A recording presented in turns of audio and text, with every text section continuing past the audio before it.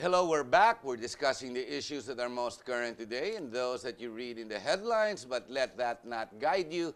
Help us guide you towards what is going on in our country. Rick, we just did DeLima, we did the UN, and that obviously all falls back into what's going on this morning in the Senate, which they cut off at 1 o'clock, 2 o'clock after the first witness.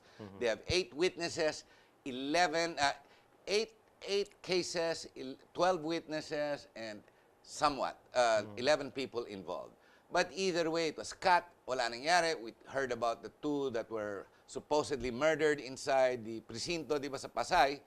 Where do you think that's going, the extrajudicial killing? Posturing na naman kay Laila DeLima. Kasi awan ko nakinig ko buong umaga, wala ako narinig na naiiba. You're referring to the Senate hearings Yes. on the extrajudicial?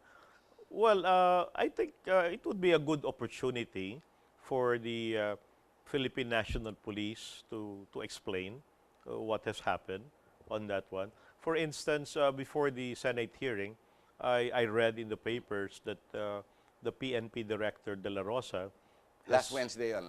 has said that you know, they have found out that that this vigilante killings is the result of the you know, from the drug lords, no? So it's not necessarily from the PNP.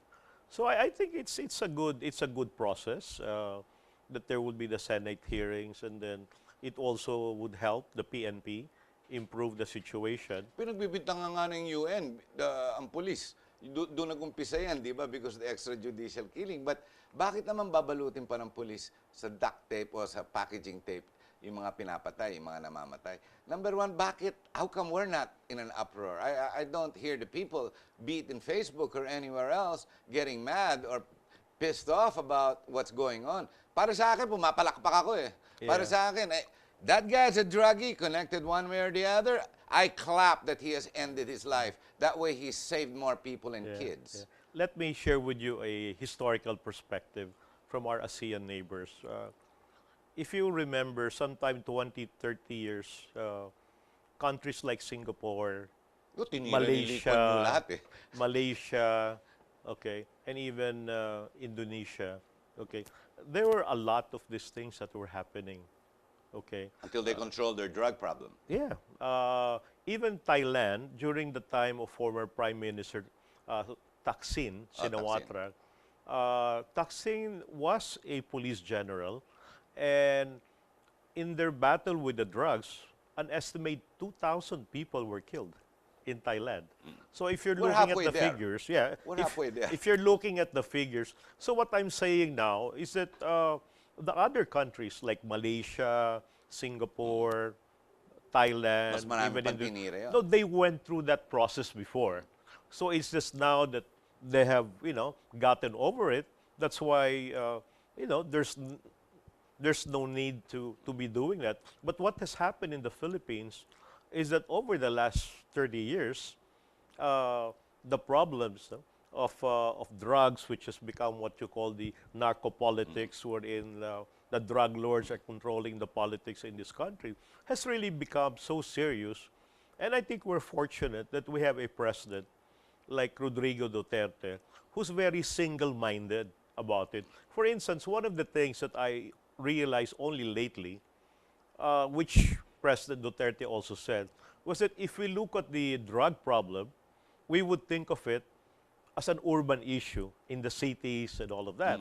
But what we didn't realize is that it has deteriorated so much that the drug problem has reached the barrios. And I was reading the report of the 99% of all the barangays, by the Philippine Drug Enforcement. And so it's really bad. And even in the barrios, since shabu, no? Like cigarettes, it's now yung mga tingin na retail, it's so affordable. So you have young people, you know, selling their eggs of the chicken, the carabao or the horse. To turn it into drugs. Yeah. So that's really bad. And see, DeLima and the rest didn't do anything about it in the last 6 years.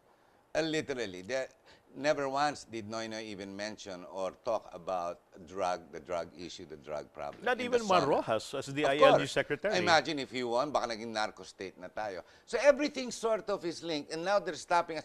Maybe DeLima wants us to go back into selling drugs. Hindi kaya ganon? You know, it's very obvious that she did stop it. So if you did not stop it, then the logical conclusion was that you were part of it. There you go. Well, now that we've already identified not as the proper positioning for Senator DeLima, which we already, based on our perception, malapit na makukulong lang yan eh. Let's go to something that's a little more mind-racking, which is what should be the debate all around the country. The concept of federalism, the concept of parliamentarism. Where do you stand? Well, definitely, I am for a parliamentary federal form of government. So federalism, okay sa'yo? Yeah, but you need a parliamentary form of government first before a federal form of government. Because if you look at it, almost all progressive and prosperous countries in the world are parliamentary federal. Okay, I had been listening to the discussions for the federal government, and they have there seems to be a misunderstanding or a misperception on the advocates of the federal form of government that by simply going to the federal form of government, this country will move forward. It's not true. In fact, other than the United States, which has a completely different history, there is really no successful presidential federal form of government in the world. I mean, just look at Brazil, what a mess they're in. That's a good example of a federal form of government. So what I'm saying now, if you want to have a responsive government, it's a parliamentary system. For example, in a parliamentary system, there is no need to elect the president, vice president, senator nationally. So you will have members of parliament electing the vice president. So in a parliamentary system, you will not have senators like Lilia DeLima. Ayaw nila. Well, Duterte made it clear he's really for the federalism, but the French system wherein the unitary form of government will stay. Yeah, Gusto yeah. niya unitary federal. Well, he mentioned the last time, he mentioned... he wants the popular support and the vote to be for the president. Yeah, he wants a parliamentary, but the parliamentary he's looking at is the French model. Oh, yung may presidente. Yeah, a strong president. But you see, if you look at it, the French model is not exactly parliamentary. It's really presidential. Because a parliamentary is wherein you have the members of parliament choosing among themselves The president. who will be the president. Of course, this will be primarily on who is the ruling party or the ruling coalition. A very good Or example the ruling of this. oligarchy. Okay. Go ahead. You know, my favorite analogy here between presidential form of government and parliamentary is how the Pope, is chosen by the College of Cardinals. Okay? Okay. This one is like a parliamentary system because among the cardinals themselves, they select a pope.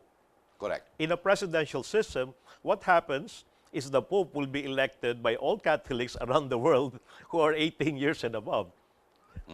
So a general election that will still define the absolute ruler. But does the absolute ruler have absolute authority over the parliament? Here, in this case, the parliament, the concept of parliament is reducing the powers of the sole authority, hindi kaya? no, I mean, the good thing with the parliamentary system, unlike in the presidential system, is that the power resides in the party members and not in the president. That is the defect of the presidential system. Because if you notice, in a presidential system, okay, whoever is the president, whether it was Pinoy or now Duterte, okay, it doesn't put any meaning to the party system because everybody just jump ship and join This is what we're having. of the party of whoever is in power. Okay, so what's important in a parliamentary system, it is the members of the party where the powers really reside. If you look at it, even in the United Kingdom, one of the greatest prime minister is Margaret Thatcher. In a span of 12 years, she did so much to, Yes. to really improve the UK. And yet, you'll be surprised, and not many people know this, and yet, after 12 years, her leadership was challenged in her own party. That's why she was Siya replaced. tinanggal, yes. And yet, if you look at it, the main issue why her leadership was challenged had something to do with the euro, because they were already pressuring her To join. for the United Kingdom to join the eurozone. But you see, Margaret Thatcher, I mean, is a very brilliant person. She was a licensed chemist. She became a lawyer, and she studied economics and finance. And she saw that it would not be good for the United Kingdom to join the eurozone. So the irony of it all Is there out today? was that what saved the UK from the eurozone was the main thing that happened. That's why Margaret Thatcher was taken out as prime minister. So the cha-cha that we are about to see unfold in Congress, you believe should dwell on the form of government, not necessarily the breaking up of the states into the federation. Shifting to the parliamentary system is more important than the federal form of government. Because the only advantage of the federal form of government will be there will be less reliance with the central government with the allocation. Okay? So what happens, like if you have the different provinces... Bakit pinupush ni President Duterte muna ang federation? Why is he so for the federal states first and Well, foremost? just like with former Senator Nene Pimentel, they come from Mindanao. So a presence, a bigger portion. But you can amend the Constitution currently, or at least through the central government, which is what Duterte is doing. Doon siya nag-opisina. Growth is going to happen in Davao City. So maybe the people should just begin to vote. Next one sa Cebu naman. The next one from Ilocos again, or Pampanga. Yeah. I mean, to take the power out of the oligarchs that wanted to stay in Metro Manila. But do we need to actually cut up the country to allow secession? Because the vulnerability for secession is there the minute you have federal system. And yet, the very same man that you and I hold to the highest esteem, President Duterte, really is pushing first for federalism in this charter change. He's pushing for the federal. Oh, federal eh. But I'm also told by friends who are inside is that they're also pushing for the parliamentary system. But they are not... Should we attack both issues? Hindi kaya both are quite heavy by themselves? Shouldn't be one first over the other, the debates that will take place? Plus the fact you've got the oligarchs and the dynasts that complete what you call the composition of Congress, which the people don't trust. What I was told was that the approach is just to focus on the federal system. Bakit yun? Because, Ikaw naman, sinasabi mo, kanina gusto mo parliamentary form of government. Para sa'yo, mas importante. No, it Actually, is. I agree with you. I agree with you there. But I think what they will eventually do is that once this... Isasabay nila yung dalawa. Kaya ba natin? Yes. I think that, Isasabay nila yung dalawa. Yes, I think that's what will happen. What I was told was that they would just want to talk about the federal system, because if they will put together the parliamentary together with the federal, it might just become too complicated. Like, it's just easier. That's what I'm saying. It's easier just to sell the federal, but once you have the, whether it's a constitutional convention or as a constituent assembly, I think it will go together. Well, so far, they've already said assembly because of money. But why is money standing in the way when you're going to change a system that was supposed to be there for the next 50 years? Money, the consequence of money and expense is just really, it's one of the most insignificant.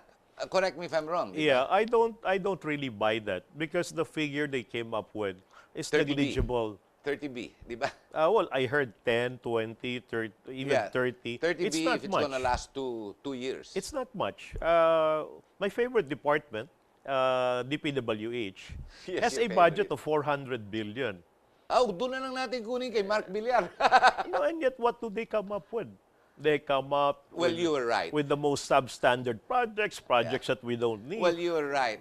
The many years of the yellow tards, you have proved now, on hindsight today, you proved that really DPWH, with all its pronouncements and propaganda, really did not come out with any real substantial improvement. Oh, no, far from it. And as Yeah, I yeah. have mentioned in my interviews, the corruption in DPWH under the Aquino administration is worse than the Lumala. corruption. Lumala. Yes, because even you look at the quality of the construction of roads. Oh, sabi mo nga, I malala. mean, it's just awful, you know. Yeah, yeah, I yeah. mean, you look at basic things like, for example, the drainage, no?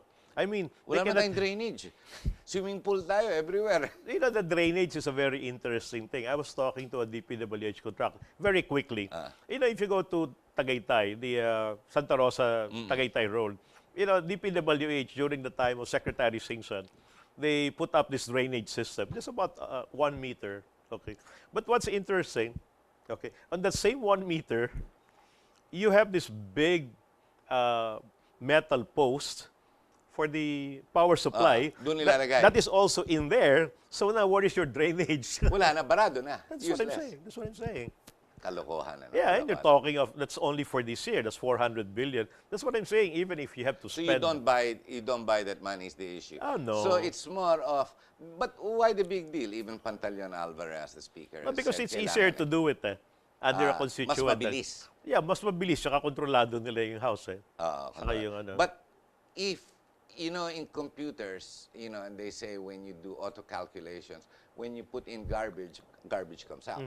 But if the same garbage is going to be talking and discussing the issues of federalism, and the same oligarchs and dynast are the ones that are there that have been proven with greed, and their family names have been tarnished over decades, they're the very same people who are going to discuss the future of our country towards a federalism.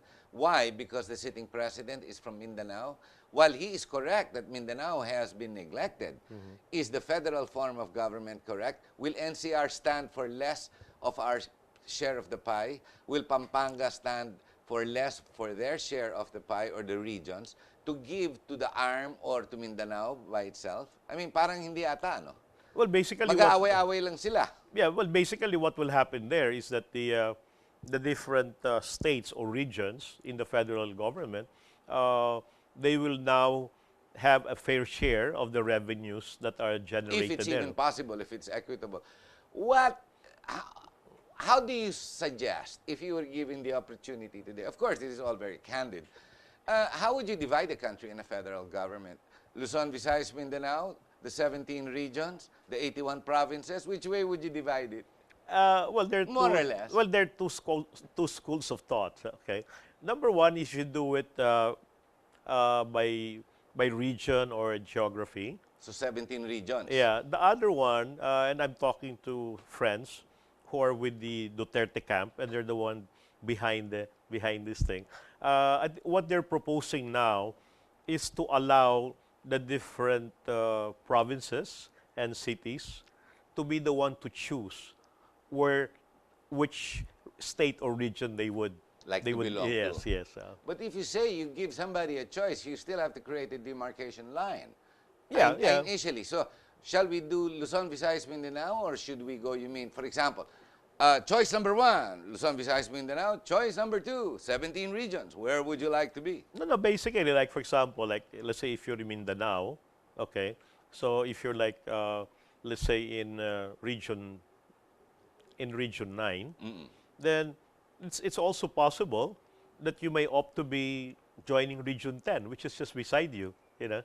Huwag ka na sasama sa ARMM. Ayaw mo. Yeah, yung mga gano'n, no?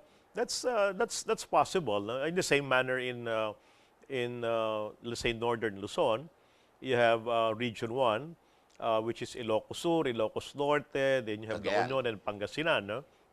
And then you have the region 2, which is basically Cagayan Valley. In the middle, Cagayan you have Valley, yes.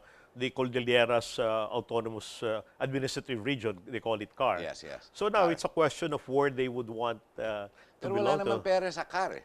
Wala naman pera sa No, Cagayan. there's a I lot mean, of money there. well, with the mines. not with the current amounts that they are generating to give to the national government. In fact, they're era dependent. Unlike Metro Manila, Pampanga, Bicol, no, Bicol is era-dependent. It's not independent of that. Yeah, yeah. Di ba? So, those that are era-dependent, syempre, they would like to join others that are poor or that are rich. Pero those who get rich and bigger don't want to share equitably normally. I mean, your rich neighbor doesn't want to share his wealth with you. I mean, why Yeah. should he? Yeah.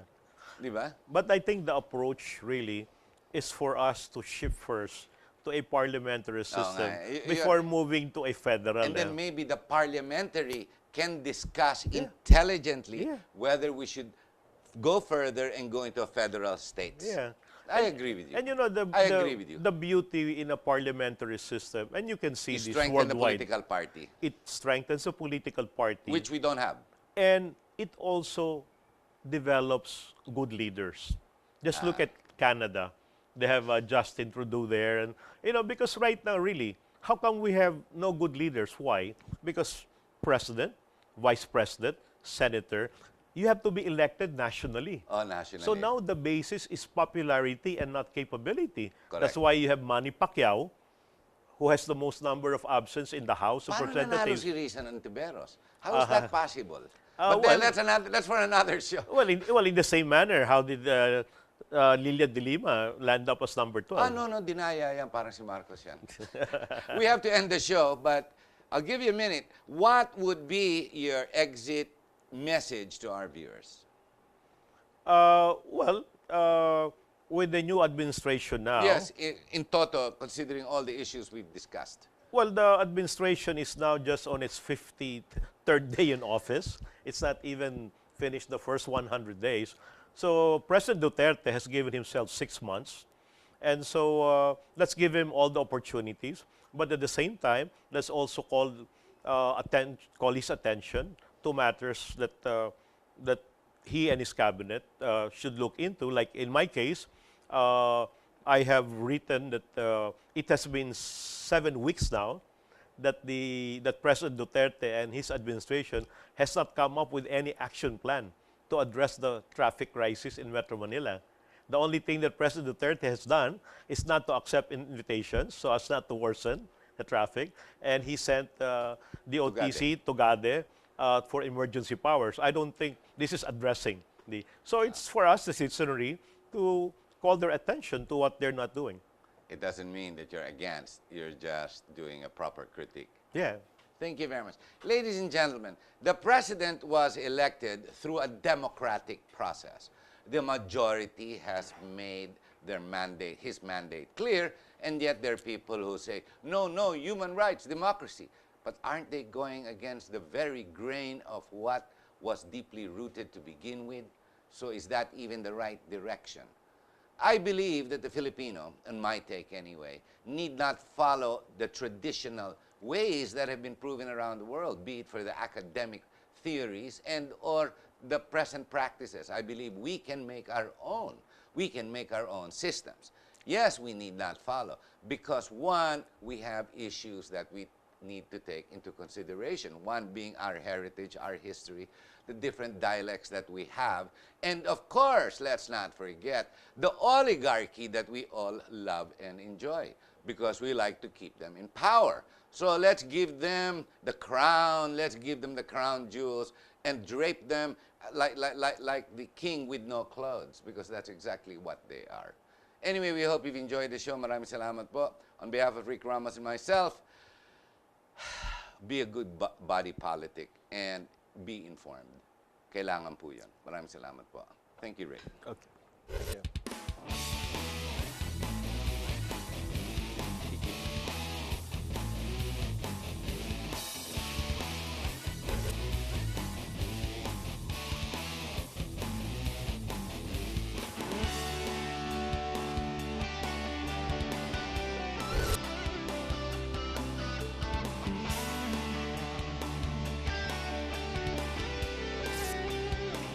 You are what you watch.